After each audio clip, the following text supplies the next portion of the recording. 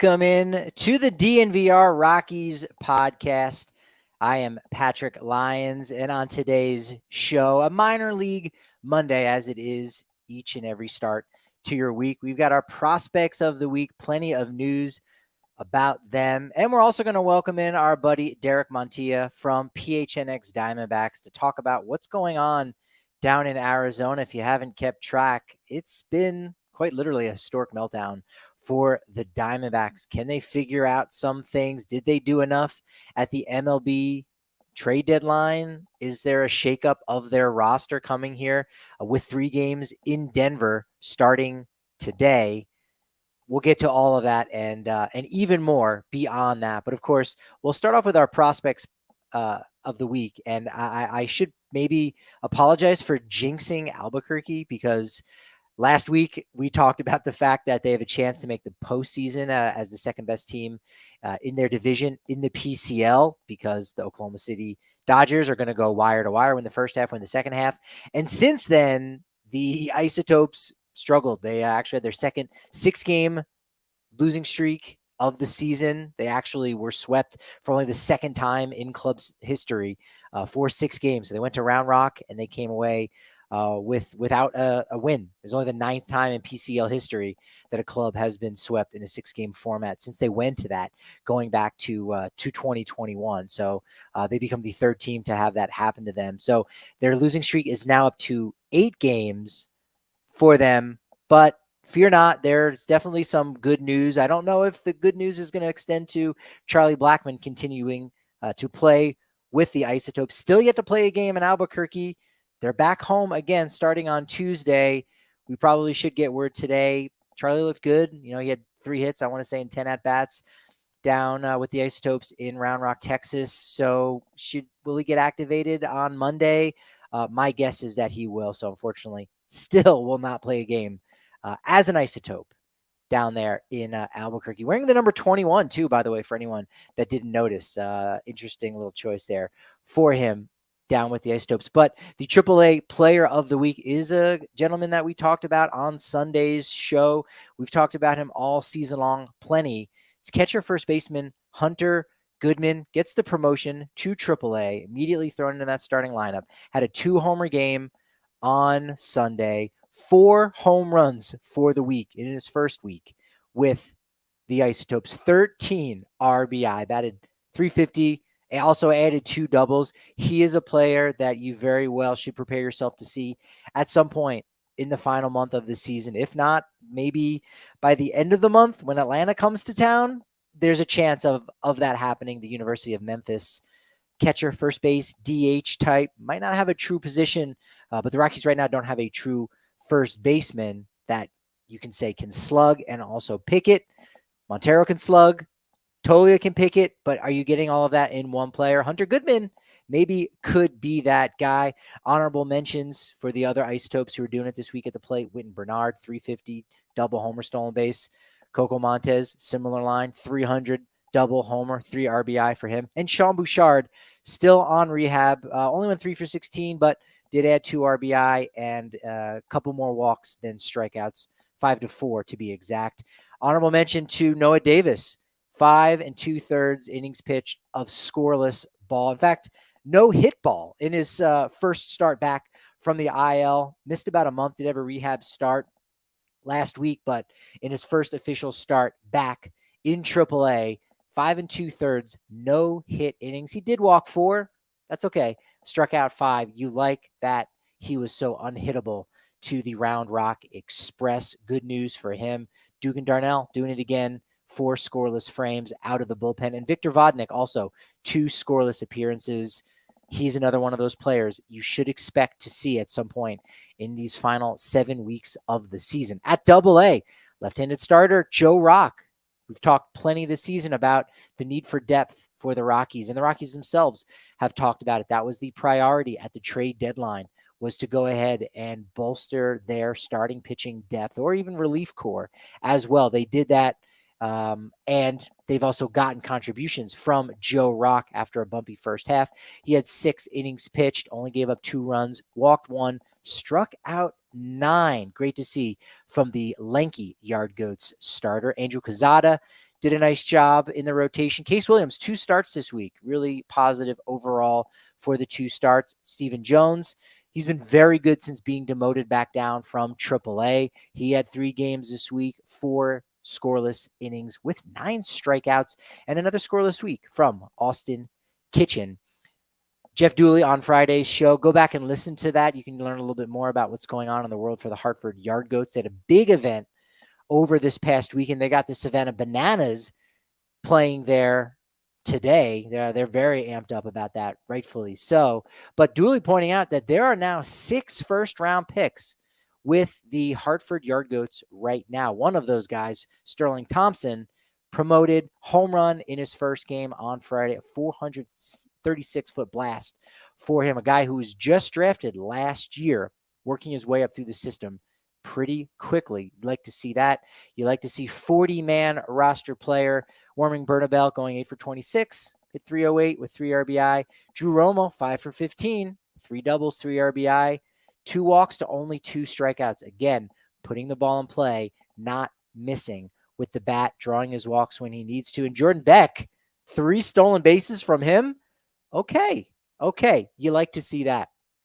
Another pitcher doing big things in high A for Spokane, lefty Carson Palmquist, another player from that 2022 MLB draft class. 6 innings pitched, 3 hits, 1 walk, gave up a run, 10, count them, 10 strikeouts for Palmquist, a guy with a lot of comparability to a Mr. Kyle Freeland. They look a lot alike on the bump.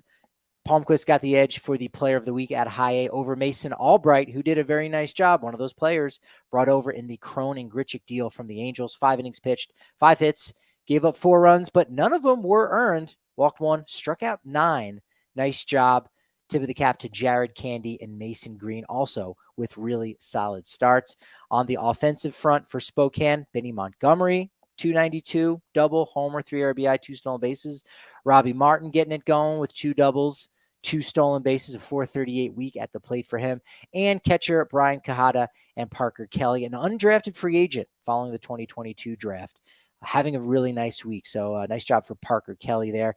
Then at low A, what you really like to see, so many exciting players at Fresno. Got to make sure we have Stephen Rice on, the play-by-play announcer for the Fresno Grizzlies, but so many exciting players. And when Steven talks about them, they're even more exciting, and rightfully so. He sees them every day and knows how good they are. He saw them last year when they were amongst the best teams. They were the best team record-wise in the California League. But Diane George, I can't wait to talk to Steven about Diane George, because he's the low A player prospect of the week. Hit 500 at the plate, 10 for 20, double, 4 RBI, 2 walks to only 2 strikeouts. Big international shortstop signing for the Rockies. He's now their number 7 prospect in the organization, according to MLB Pipeline. So Diane George is a name you definitely are going to hear a lot more about, and a name you should do some more research, get into, and say, hey, I need to get hyped about this guy, because he's been a big-time prospect since the Rockies signed them. Honorable mention to Brian Betancourt, Jesus Bugarin, and Jake Snyder at the plate. On the pitching side, Michael Prosecki. Again, this is a guy ready to move up, part of last year's draft class, ready for high A. In my opinion, 6 innings pitched, only gave up 2 runs, walked 2, 7 strikeouts. And Zach Agnos, he was 2 for 2 in save opportunities. Well, you definitely can make sure you save any event you go to by bringing a bottle of Breckenridge Bourbon, the official bourbon of the Denver Broncos, widely known for their blended bourbon whiskey. It's a high rye mash, American-style whiskey. Classy, great-looking bottle, by the way. It's brewed right here, of course, in Colorado, but you can get it anywhere. All 50 states have it. That's why their hashtag is Après Anywhere. Founded in 2008, Breckenridge Distillery is literally the world's highest distillery, and the Breckenridge Bourbon is one of the highest awarded craft bourbons in the U.S. We could run through the list, but it is countless. Top visitor attractions by Whiskey Magazine. If you're going up to Breckenridge, if you're looking to cool down, it's been very nice here in Colorado over the last week. It's going to heat up. It's probably going to be in the 90s over the next week, but if you want to go for a drive, grab a nice bite to eat, get some bourbon right from the distillery in Breckenridge, check out Breckenridge Distillery. Their products, again, are available in all 50 states. Shop your local retailer or visit BreckenridgeDistillery.com for home delivery of award-winning Breckenridge spirits. And if you're looking to turn $1 into $200, you can do that with Bet365. You turn $1 into $200 of bonus bets. When you join Bet365, you download the app, you deposit $10, and you claim $200 in bonus bets as soon as you place a bet for $1. Download the Bet365 app and use code DNVR365 when you sign up. Because Bet365, look, they've pioneered live in-game betting. They offered the widest range and markets available for live in-game betting. 80 million users worldwide. And they are a proud partner of the Colorado Rockies. In fact, they give you all kinds of wonderful boosts for three-leg parlays, so much more than that. In fact, they've got the Bet365 early baseball payout offer, where if your team is up by 5 runs or more, done. You've won. You don't have to wait for your bullpen to close out those final 6 or 9 outs, whatever it may be. You win when they go up by 5 runs or more. Parlay and same-game parlay selections will be marked as winners. So download the app and use code DNVR365 when you sign up. Must be 21 or older and physically located in Colorado. Please gamble responsibly. If you or someone you know has a gambling problem and wants help, call or text 1-800-GAMBLER. Had a great time catching up with Derek Montilla of PHNX Diamondbacks.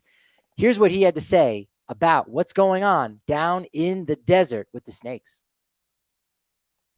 From PHNX Diamondbacks, my main man, Mr. Purple himself, Derek Montilla. What's up, buddy? We're taking the purple back, you guys. You can't stop us. After this weekend, we are taking it back.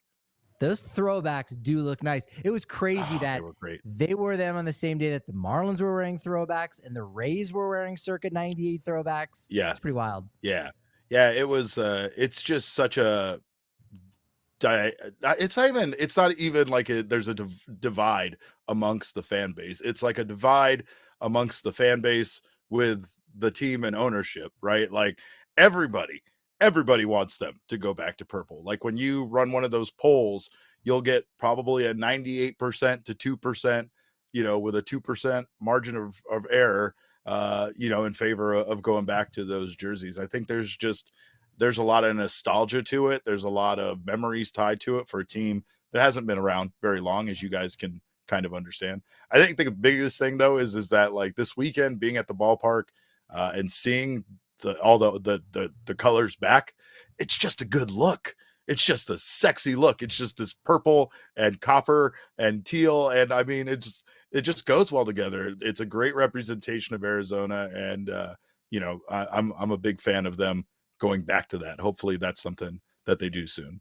Yeah, y'all got 41,000 on Saturday. There's even a takeover too by you guys at PHNX and PHNX Diamondbacks, right, which was great. And yeah, I think you go back and the fans say, well, 2001, man, they won the World Series. They won it all. And so those jerseys are iconic. You want to wear that purple. Same thing with the Rockies. Granted, they've kept the same scheme all throughout their existence, which is pretty great to have the purple pinstripes. But in 2007, when they did go to the World Series, they were wearing the black vests. Those are not back.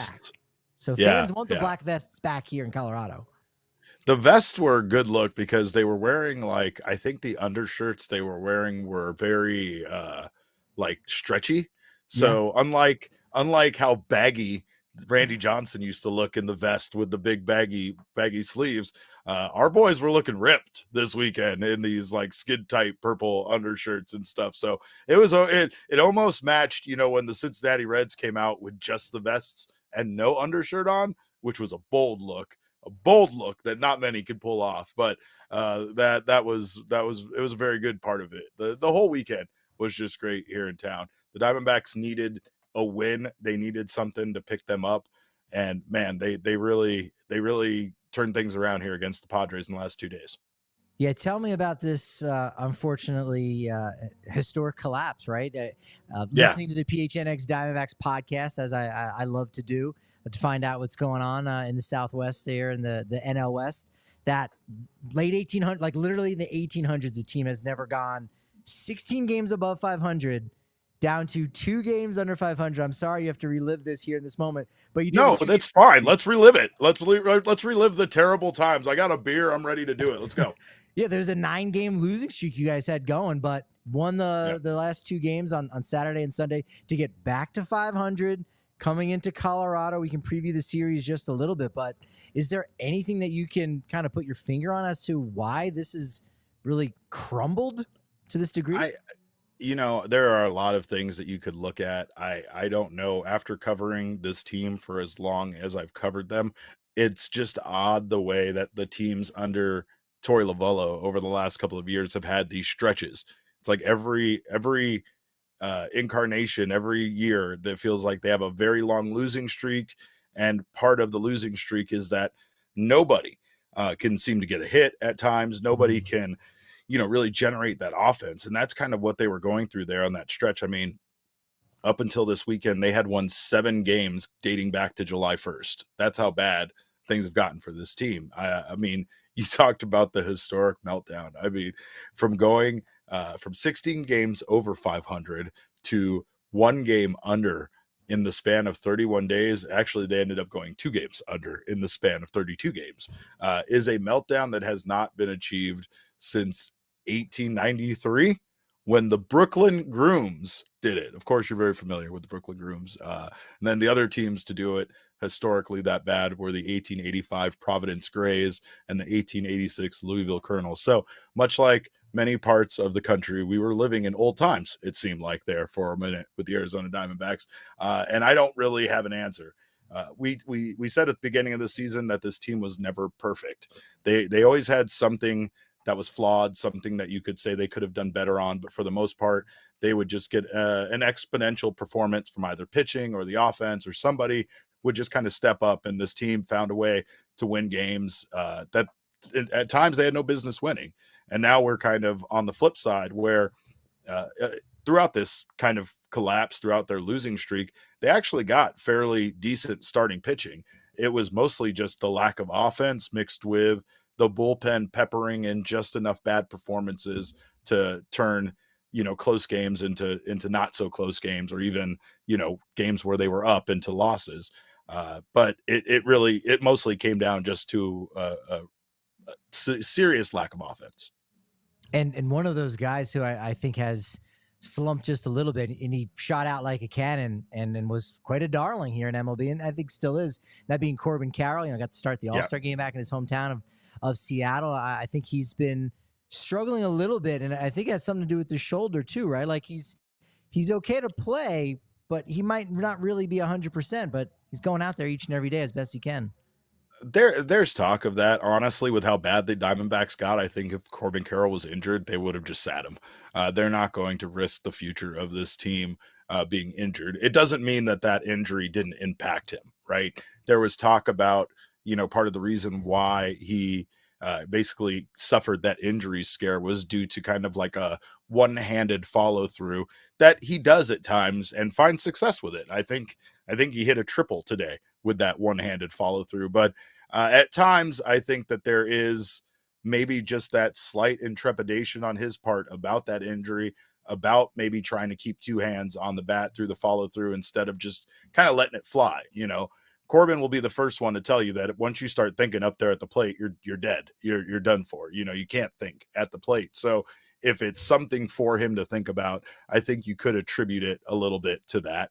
Also, he's a rookie, and you know how rookies are. It's the reason why so few of guys that are like selected to win Rookie of the Year before the year starts come through with it, right? It's because it's hard to predict who's going to regress, who's going to step up, who's going to all of a sudden be able to play consistently at a major league level. I feel like Corbin has done that, but like all rookies, he has gone through a slump, and he'll go through more slumps most likely. I don't even know if necessarily he's out of this one, but we have seen him playing better lately, and hopefully, the key is just seeing him get on base and use his speed to kind of create that chaos that the Diamondbacks were known for earlier in the season. He's leaving room for Ezequiel Tovar to get into the conversation. I just stop it. I don't like it. Ellie De La Cruz is bringing it down his neck. There's a lot of competition. James Outman all of a sudden is one of the best, has one of the best like on base percentages, I think, in Major League Baseball. So yeah, it's not going to be easy for him to get to the Rookie of the Year. But Ellie De La Cruz, he's another guy that was tremendously hot at one point and then cooled off because baseball. That's what baseball does to you. It is. Yeah, I know on Sunday, ahead of Sunday's game, at least, GM Mike Hazen kind of shaking up the roster. Like, do you think this is something that's going to benefit them a little bit? Carson Kelly designated for assignment, the last of the players from Paul Goldschmidt. Of course, they did get a draft pick, and so Dominic Fletcher's still around, but ultimately, Dominic Fletcher. Is it, just kind of shaking up the roster? Is that going to possibly help do something for this team to keep them in the wild card hunt? I think so. I think that really what it's going to be is the return of Gabriel Moreno and his bat to the lineup. They haven't really gotten much out of the catcher position, but Jose Herrera has been better than Carson Kelly behind the plate. And Carson has just struggled. He struggled at the dish. He struggled behind the plate. And it's unfortunate because he is beloved, I would say, in the clubhouse. He is a locker room leader for this team. He's been around for a while. And, it's unfortunate that this is the direction that the Diamondbacks had to go. But what I feel like is this is a decision much like when they parted ways with Madison Bumgarner. As difficult as it is a decision that is made to make the team better. And Jose Herrera deserves to be here over Carson Kelly. Gabriel Moreno proved today in his return, he helped the Diamondbacks win this baseball game. So I just feel like the Diamondbacks are doing everything they can to win and move this team forward without jeopardizing the future. If they were looking at their future plans and thought that Carson Kelly might not be a part of those plans, then, keeping him on the roster would have required them to make some other difficult roster decisions. So I think it comes down to the lack of moves. Sometimes you're kind of backed into the corner as far as moves go. And I think it's about, the future plan. Gabriel Moreno is absolutely part of the core of this Diamondbacks team going forward. Looking at what they were able to do with that trade, with trading Dalton Varsho to the Blue Jays for Gabby and Lourdes Gurriel, it's hard to argue that the Diamondbacks didn't, win that trade right now pretty, handedly. And you also have the fact that Moreno is going to be a part of this franchise for, hopefully, quite some time going forward.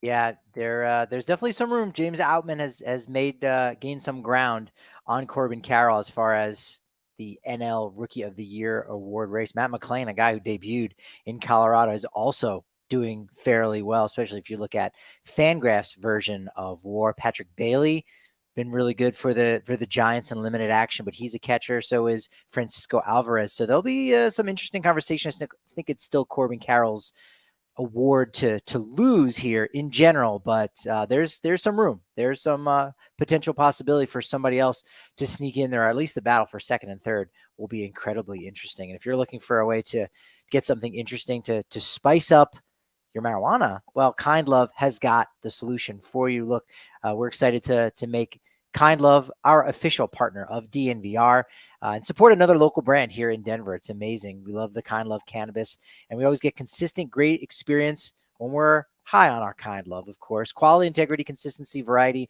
and safety is what they're all about. They're one of the first dispensaries in Colorado, established back in 2010, known for cultivating some of the highest quality cannabis in the state. And in fact, they recently launched a game-changing new product in the industry called the Turbo Core. Turbo Core is a 100 milligram stick that looks exactly like a toothpick. It's full spectrum cannabis concentrate designed with a pointed tip so you can easily slide it into any joint, blunt, or cigarette to instantly infuse it. I know some people who've actually just crushed it up and put it in a bowl. That works too. It's also vegan, natural, with no chemical processing whatsoever. Turbo Core, Turbo Joints, Kind Love Flower. They're sold in more than 100 stores around the states. Visit one of their stores at Cherry Creek or North Denver. Mention DNVR and receive the DNVR exclusive discount for 25% of all Kind Love Flower pre-rolls and their Turbo Joint line. Visit the website at kindlove.com for their extensive menu and online ordering. And get this, code DNVR. It now works for deliveries as well. You'll feel very cool.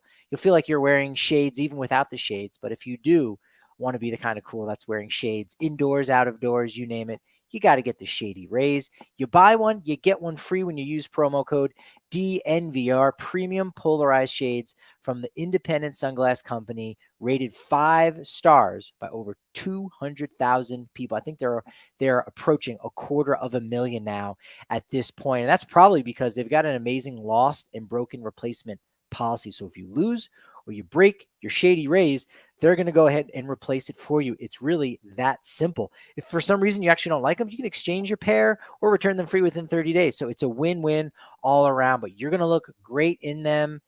You can even test them out yourself if you want. If you're not sure if something's going to look good on your face, you can actually go in person at the Park Meadows Mall, of course. Go there, and if you get 2 or more pairs, you're going to get 50% off those bad boys. It's a great deal. Try for yourself, again, the shades that people love. Susie and I can't say enough about our wonderful Shady Rays. Derek, I think he's got a couple more things. I know I do, particularly that we got to talk about here ahead of the 3-game set with the Arizona Diamondbacks. A lot to digest with that too, because as you said, Gurriel, was an all-star this year. So has there been? I want to talk about Madison Bumgarner. I'm glad you brought him up. People forget that he was a member of this team to start this season. This season, yeah, it's hard to remember that was this year. 2023. Has there been any? I don't know if there's been conversations necessarily between the team and Gurriel, but they want this guy to come back, right? I mean, he's not going to give any kind of discount since he's been around for 1 year, or is he just, hey, you served for a good purpose for us this year. If the price is right, you bring him back, or is there still a lot of hope that all of those young outfielders outside of Corbin Carroll, I know a lot of them have struggled. Is there probably going to be a tendency to say, you know what, we'll figure it out with some cheaper options than bringing back Gurriel Jr.? I think that's what it comes down to, honestly. Like, Gurriel Jr. was on fire there for a period of time when I dyed my hair like his and gave him superpowers. But once I cut it, those powers went away. And then, he kind of became an average baseball player. So I feel like the move to bring Gurriel over was to add depth to the outfield. And I think if this team if this front office, I should say, really believes in this team, considering the moves they made at the deadline and kind of how they are like kind of maturing a little bit before ahead of schedule, then I feel like they could potentially upgrade at outfield in the off season and move on from Gurriel. I don't really feel like he's a necessary part of the puzzle going forward, but he's been a very pleasant surprise for this organization. I mean, he was an all-star for this team, and he was honestly a nice replacement for Dalton Varsho. I mean, he's not great defensively, and he struggled at the dish there for a considerable amount of time, while honestly the whole team struggled throughout that same period of time as well. So he wasn't the only one. I just think that for this team, it's probably fairly easy for them to move on from Gurriel. And I think Gurriel can use the fact that he was an all-star this year to probably get a bigger contract than the Diamondbacks are willing to offer him. So it might be one of those things where it's beneficial for both parties to move on. If there is one thing that the Diamondbacks are stacked at, it's outfielders. When it comes to guys that they have on their roster, when it comes to guys that they have in the minor league system, they have a lot of outfielders. So, I mean, they don't necessarily need to go out and replace Gurriel, but again, it's one of those situations where I think they like the fact that he brought some experience to this team and, has been doing a great job for this team. That makes a ton of sense. I think back when Bumgarner was designated for assignment, waived, released, however you want to put it, the numbers suggested, hey, no, that this kind of does make sense. But considering how much they were paying him and the fact that a lot of people nationally might have looked at the Diamondbacks roster and say, hey, do you really have better options? And I don't think, there were some better options necessarily at the back end of the rotation than a guy with the pedigree and resume of a Madison Bumgarner. But, and I want, you can speak to this probably a lot better than I can. It was more about probably the clubhouse and getting a vibe maybe a little bit differently and say, hey, you know what? We're actually, even if we're going to break even on the field with the pitching performances, we're going to actually gain a lot more by this clubhouse really starting to develop on its own and having a different set of leadership kind of paving the way for the organization. You have a guy like Bum in your locker room because of the experience that he brings, because of how many playoffs he's appeared in, because of what he can offer to your younger players. And when, his attitude or just his general philosophy in life makes him a bit standoffish, that people don't really feel comfortable approaching him. And I don't really know this. This part is me speculating, because I just don't. I mean, I'd see him talking to people. It's not like he didn't talk to people. It's not like I didn't see him smiling and laughing and having a good time with his teammates. He's not a monster, but he just seems like the kind of guy that isn't super approachable for younger guys. Zach Greinke seemed like that to me as well, but I heard quite the contrary at times. Zach Greinke, I think, just didn't like media, much like Madison Bumgarner. But so it's like he would never let us see him like, kind of talking to a young player or whatever around us, much like Mad Bum. Now, it wasn't something we saw, but I think the other side to it is that the Diamondbacks brought in pitching coach Brent Strom, because Brent Strom is the most respected pitching coach in all of Major League Baseball, arguably. And to bring in someone like Strom is one of the few people you could have hired that Mad Bum would respect, that someone like Madison Bumgarner would actually listen to and be coached by, because he's not older than him and he doesn't have as much experience in life as this man. I mean, we to this day, one of his favorite jokes is to tell you that we were this close to it being Brent Strom surgery instead of Tommy John surgery, because he was the second man to have it. And if we did, we would get to tell everybody that every time a pitcher had it, that he had BS surgery. Right. And he loves that joke, but I did not know that. Yeah, Strom is the second person to have Tommy John surgery. Strom talked about Brandon Pfaadt making changes at the plate, about switching sides of the rubber that he pitched from. And Pfaadt's had a considerable amount of success at a major league level with those changes. He talked about how Pfaadt accepted those changes and that coaching, and that he understood what Strom was trying to teach him. Then Strom brought up, or basically threw in like an unlike Mad Bum kind of thing about, being willing to change the side of the rubber that he was pitching from, or even take coaching advice from Strom. And even in an earlier meeting or, press conference we had with him earlier this season, he brought up that, he didn't want to get into it, but it sounded contentious. It sounded like he had a hard time coaching Madison Bumgarner. And I think that really at the end of the day is where organizations draw the line. You can be bad. You can go through your struggles. You can go through a slump. But if you're not willing to accept coaching and listen to coaching, especially when it's someone as revered and respected as Brent Strom, then there's a problem. And, I get that you want to stick to your old ways and everything, but, the best pitchers in baseball have adapted over the years, and that's how they stayed at the top of their game, was by adapting and not just staying the same pitcher that they were. So I really think at the end of the day, that was the big problem with Mad Bum. It's almost as if Brent Strom is Paul Heyman, and instead of sticking with Roman Reigns, he actually went with Jimmy and Jay and Solo, and maybe even kept Sami Zayn around. Perhaps to use a metaphor, I think we all know. This is a metaphor I'm very familiar with and I enjoy very much. Yeah, it would be very much like that. Yeah, I love it. Yeah, because Brent Strom's the man. And I mean, honestly, like I feel like I haven't even scratched the surface on the kind of person he is, because I feel like a lot of things I know about him come from the players kind of telling us these things that don't even sound like they'd come from Brent Strom's mouth. But I think that, for me personally, that explains a lot of what we saw with Mad Bum and his issues with locating and just everything he went through. And, the fact that we didn't really see much of an improvement, it all makes sense. I know Strom is probably working right now behind the scenes with Ryan Nelson, and whether or not he's possibly tipping pitches. He's a guy that might be scheduled to throw on Wednesday. Rockies have their guys all set up: Chris Flexen, Ty Block, and Austin Gomber.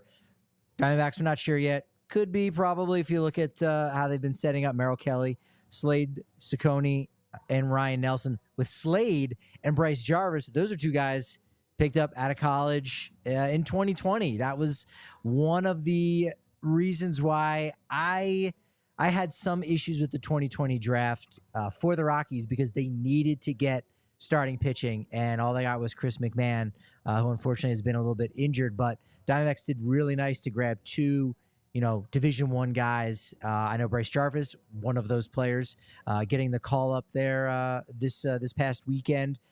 Two more young arms that you can really look at and say, hey, look, it kind of worked for the Rockies there in 2017, when they had Kyle Freeland and Marquez and Antonio Senzatella and John Gray. They had all this homegrown young talent that came up and were able to learn how to pitch together.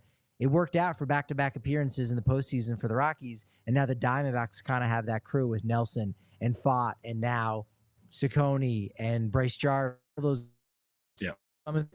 talent at the front of the rotation as well. Diamondbacks fans are a bit frustrated because of the way that some of the, starting pitchers coming up have worked out. In fact, just today, Ryan Nelson has now been sent down an option to Reno. So it looks like for the time being, the Diamondbacks are going to probably have Merrill Kelly going in game 1. That would be my guess. In game 2, you guys might get back-to-back like bullpen games, which I don't even know how the hell that's going to work out. But Bryce Jarvis is up. Slade Ciccone is up. So there's a good chance that both of those games are kind of pseudo opener games and maybe not a full-on starting pitcher, but we could very much see back-to-back recent call-ups against the Rockies and Slade Ciccone and Bryce Jarvis.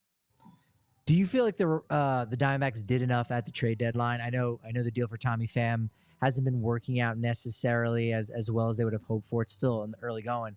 But do Diamondbacks fans feel like they did enough, made a couple moves? Paul Sewald was nice to get. I mean, they haven't had the opportunity to really use him as much as they would like. Pham, okay. I'm not sure if they grabbed another bullpen arm somewhere else. Did. They got Jace Peterson, but they didn't get another bullpen arm. So Jace Peterson is Strzelecki, right? Didn't they get Chafin for Peterson? Yeah. Strzelecki, and Strzelecki is currently in the minor leagues right now. So I think that they might possibly call upon him soon. But really, what it comes down to is Paul Sewald. Paul Sewald was, I think, the focal point, especially considering how inconsistent Torey Lovullo's like closer by committee situation has been this year.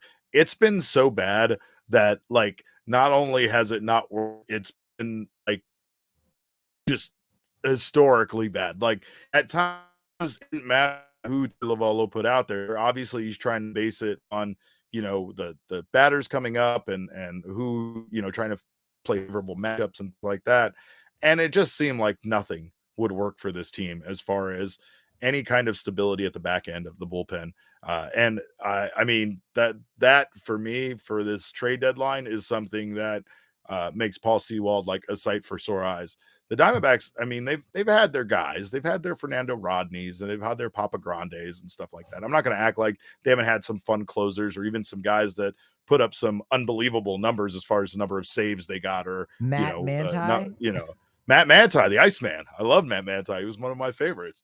But I mean, Paul different. The Diamondbacks were able to secure, getting a guy like him that isn't just a rental, but he'll be here next year as well. So it's somebody that could be a part of this team going forward and just once again help the Diamondbacks find that solution for the back end of their bullpen that, to be honest, Jesse wrote an article about it a while back that they've never really had. Again, you can pick out the few guys they've had here and there, but none of those guys were like, staples of the team for a number of years that was just a, successful reliever that came in at the back end and could shut games down.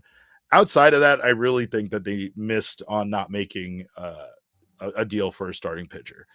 Their starting rotation right now is just absolutely a mess outside of Zach Gallen and Merrill Kelly. Brandon Pfaadt seems like he is definitely on his way to being a viable back-end starter of the rotation. But outside of that, I mean, all their other guys right now are in the minor leagues. We're taking a look, like I said, at Bryce Jarvis and Slade Ciccone. And I don't really know, what the answer is right now for this team as far as that goes. Zach Davies is in Reno, and he is making his way back to the majors as well. So he is another guy that we could potentially see in this series, but I don't think he lines up right now to start. I could be wrong about that though. Yeah, and in that bullpen, you got technically two former. One is Miguel Castro, and I love Miguel Castro. 1.5 is Scott McGough, because he was with the Albuquerque Isotopes. That's right. In 2018 going over to Asia and doing his thing and coming back and being a brand new man. You would appreciate this. Luis Frias and Miguel Castro have a very similar look. They have very similar dreads, and they're both very, very big dudes. And every time I see them, they're like friends. They hang out together, which makes it hard for me not to imagine them as a tag team together. And honestly, in my local promotion, I'd put the tag belts on them for 100 years because those guys look like absolute stars when it comes to pro wrestling. But Luis Frias has been a really pleasant surprise for the Diamondbacks lately. I think he's scoreless in like his last 10 outings. And this is a guy that really struggled with his control at one point in his career. He could throw like 103, 104 miles per hour kind of effortlessly, it seemed like, but couldn't hit the strike zone if his life depended on it. So it feels like his control is there. His command is kind of there. And he's been pretty effective for this team. But Scott McGough's been interesting, man. Scott McGough has been a guy that for this team, I think there's a lot of there's a lot of division on the fans of Scott McGough, because he has really been good for stretches for this team, and then he has just some horrific losses as coming into like a save opportunity. He just out to you, and again, it's one of those situations where the few blown saves are far more memorable than the amount of good work that he did for this team. It's people have a selective memory, but it's understandable because some of those heartbreaking losses, they just stick with you. They do. Oos, I appreciate you being here with me. Go ahead and plug away. Let folks know where you're at on social media and all the great PHNX Diamondbacks coverage you guys got. No, the most important thing is I am a commissioner for a pro wrestling federation here in Arizona, and that's really what I want to plug here. No, you can follow me on Twitter. I'm at cap_caveman with a K. Follow us over at PHNX_Dbacks. We love you, Rockies fans, and we understand the pain that you're going through right now with your team. So we are here for you, just in case you need another team to root for. I know you don't want to root for a National League West opponent. I get that, a rival. But just if things start to get, close here down the stretch and you have nothing else to root for your fellow purple brothers over here. But again, PHNX_Dbacks. Find us on Twitter at PHNX_sports and everywhere at PHNX. So make sure just to check us out. You will be satisfied if you follow them and you want to keep tabs on the NL West. You will say to yourself, yeah. Love Derek, homie, from back in the day. Man, he had a beer earlier on. I'm pretty sure it was a Breck Brew Mountain Beach Sour, because look, it's a Colorado company that loves using Colorado ingredients, and they're the official beer, of course, of DNVR. The Mountain Beach Sour, that's the beer of the month. Thirst quenching sour.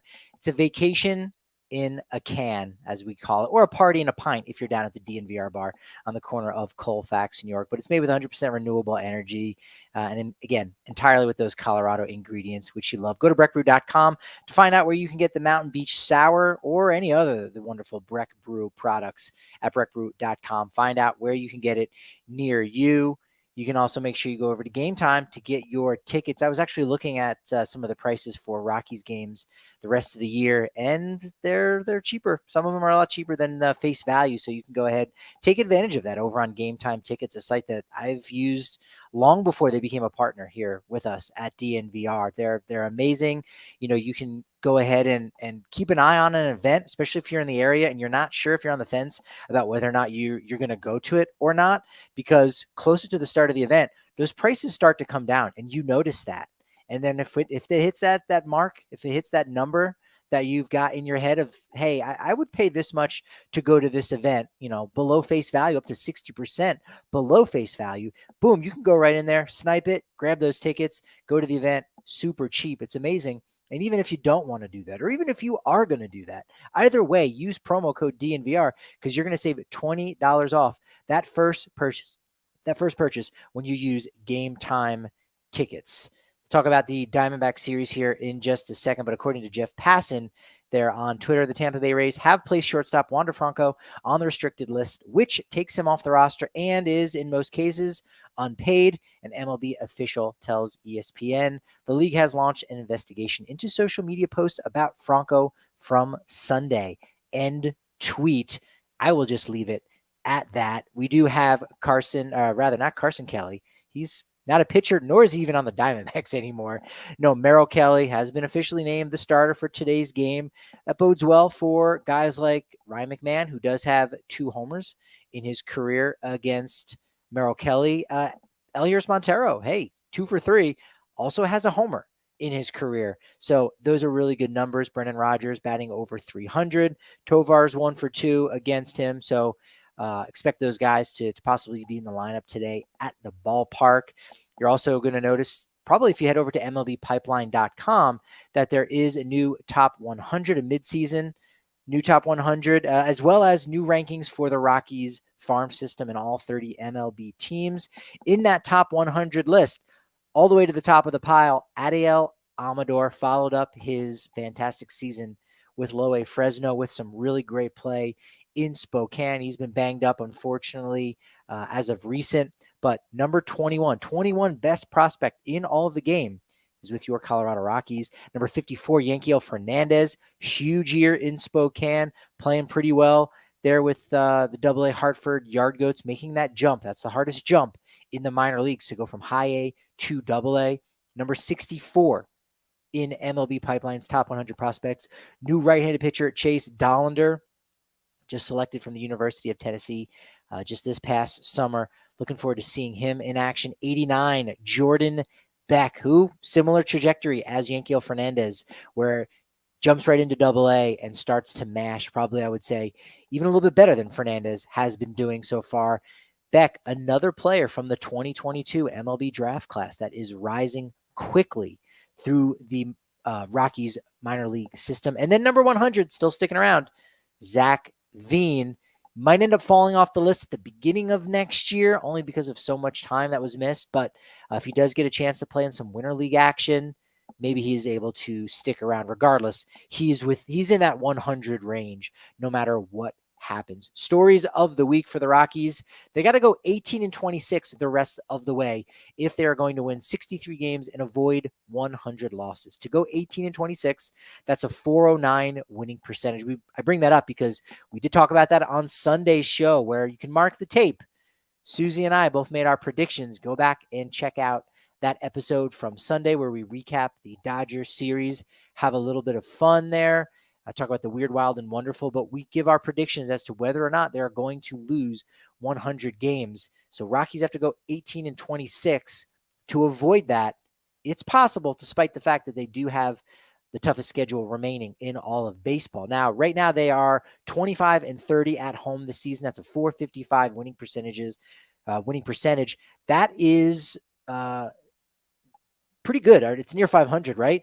Believe it or not, it is the 5th worst season at home for the Rockies. They've only had 4 seasons worse than that, and they're still right around 500. So if they actually end up playing 500 the rest of the way, that gives them a .469 winning percentage. They're 38-43, so they're still 5 games under 500 at home. That would still be a tie for the 6th worst home field advantage, home winning percentage for the Rockies in a season. So again, still very doable based on the teams that they are playing against.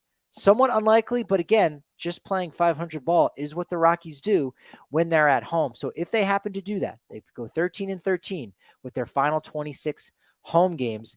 That means they only need to win 5 games on the road. That's it, 5-13. That's a .277 winning percentage. That's pretty much what they played when they're on the road for 10 games. They were 3-7. They won 3 out of 10. That's a .300 winning percentage. I know the numbers are getting bogged down, but the numbers suggest that if the Rockies just play well at home, they can go ahead and do that. Now, they still have 3 road trips remaining, 6 series. Will they go 0-6 against Tampa and Baltimore on the road? It's possible. 6 times they've gone 0-6 on a road trip, and once they even went 0-7 on the road. Wrigley, Chase Field, Petco Park against San Diego. tall order on the road, but they can come away in just those 3 series against the Cubs, Diamondbacks, and Padres. That could just be 5 wins right there. It's not a ton, but you could have 5 wins in and amongst that group. So what's more likely? The Rockies crash to 100 losses or the Diamondbacks collapse continues? Well, Arizona has a relatively average strength of schedule ahead of them, but Cubs have the easiest schedule in the National League coming up. Yeah, of course, that does include 6 against the Rockies. San Diego and Cincy, they've got it pretty easy as well. Marlins and Giants have it rough, so I think there's a chance both those things happen. I think the Diamondbacks will probably miss the postseason, and the Rockies probably will. The numbers still are pointing to the fact that they're going to lose 100 games. I'm not convinced of it yet. I'm not officially going on record to say that they're going to lose 100 games. I made plenty of comments on Sunday. Go back and listen to how I feel about whether or not they win it. They lose 100 or not. Does it matter? Is that important? I think it is. But will they lose 98 or 99? I think there's a chance that they could avoid it. Whether or not it's good for the franchise is a completely different conversation that we talked about on Sunday. As Patrick Saunders pointed out, 48 strikeouts to only 2 walks during the 4 games in Los Angeles. It has to be better than that. It wasn't any better for Alan Trejo because, look, he had a wonderful time in LA, going back home, as we mentioned on yesterday's show, hitting that home run to tie it 3-3, giving the Rockies some opportunity. But more importantly for Trejo, hits a home run against his former Team Mexico teammate in Julio Urias, and being there on Saturday for the retirement ceremony for number 34, Fernando Valenzuela, a guy who means so much to the Dodgers organization, a guy who's not in the Hall of Fame.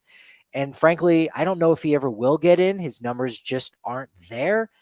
Maybe in 50 years, if they really start to look at some of the intangibles for players and what they meant for, various countries, various nations, different people, what they did off the field. Yes, those things might put Fernando Valenzuela in the Hall of Fame, but just as a player, Fernando Valenzuela was not a Hall of Famer, but he was, to the Dodgers, a franchise Hall of Famer. And so they, of course, award him by retiring his number 34, which is very much what they should do, and something that the Rockies should probably think about doing a little bit more with some of their legends from the past, or even having a Rockies Hall of Fame. It's something that I've talked about plenty before in the past, and I know plenty of people want to see just more than what's up in the club level and just what's in the lobby of McGregor Square. A proper Rockies Hall of Fame would do wonders. Maybe that's what's in store. Maybe that's what part of this 30th anniversary celebration is going to be about. Are they going to just happen to open up a floor of McGregor Square and then all of a sudden,